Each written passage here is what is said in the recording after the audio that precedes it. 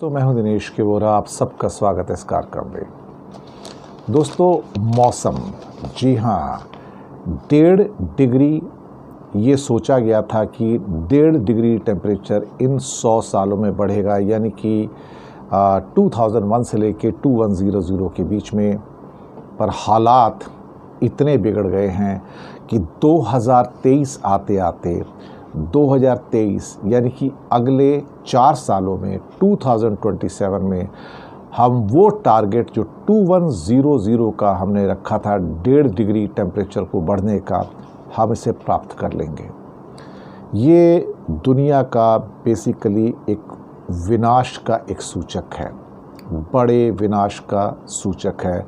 हालांकि कुछ एक्सपर्ट्स ऐसे वो कहते हैं कि ये 1.5 डिग्री जो अभी बढ़ रहा है उसके बाद कम भी हो सकता है, लेकिन जिस ढंग से तापमान पूरी दुनिया के अंदर इंक्रीज़ हो रहे हैं, जिस ढंग से जंगलों में आग लग रही हैं, जिस ढंग से जो पोलर बर्फ़ है पिघल रही है, जिस ढंग से अब बहुत सारे कॉन्टिनेंट्स में बाढ़ आ रही हैं, तूफ़ान आ रहे हैं, बर्फ़ गिर रही हैं, सूखा पड़ रहे हैं और क्लाउड बस्ट हो रहे हैं, डर लगता है।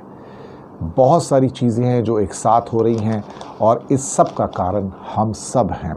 जो कार्बन का एमिशन है, हम उसको कंट्रोल नहीं कर पा रहे हैं, सिर्फ वादा कर रहे हैं अपने आप से बड़ी बड़ी कॉन्फ्रेंस में जाके कि हम करेंगे, लेकिन विनाश हमारे दरवाजे पर अब खड़ा नहीं है, अंदर आ गया है दरवाज़ा खोलकर।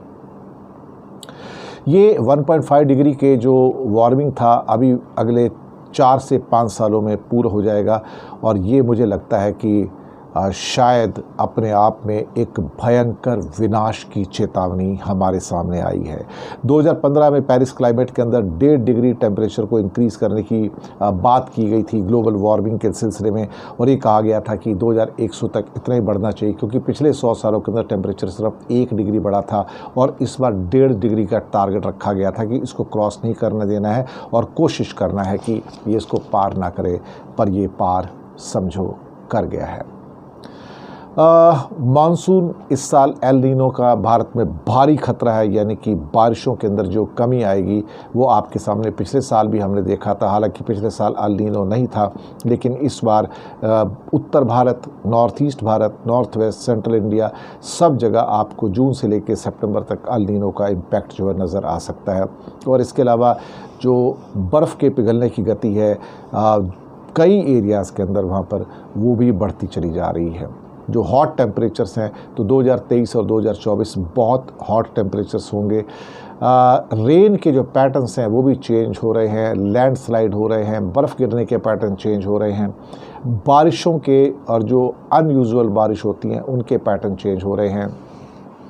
तो ग्रीन हाउस गैसेस का जो एमिशन है उसने दुनिया के अंदर जो तबाही लानी शुरू की है, हम इसके लिए किसी को ज़िम्मेदार नहीं ठहरा सकते सिवाय खुद को।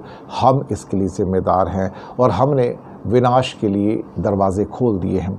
इसके ज़िम्मेदार भी हम हैं और इसके जो परिणाम है वो भी हमें ही भुगतने पड़ेंगे, क्योंकि इस रफ्तार से तो जो हमने सोचा था कि आधी स्पीसीज़ जो अर्थ पर है 2100 तक एक्सटिंक्ट हो जाएंगी, लेकिन अब लगता है कि ये उससे पहले ही ये सारी की सारी एक्सटिंक्ट हो जाएंगी।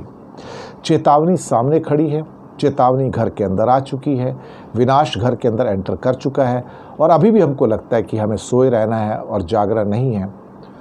तो अपनी मर्जी है, फ़िलहाल विनाश दरवाज़ा खोल कर अंदर आ चुका है। धन्यवाद आप सबका।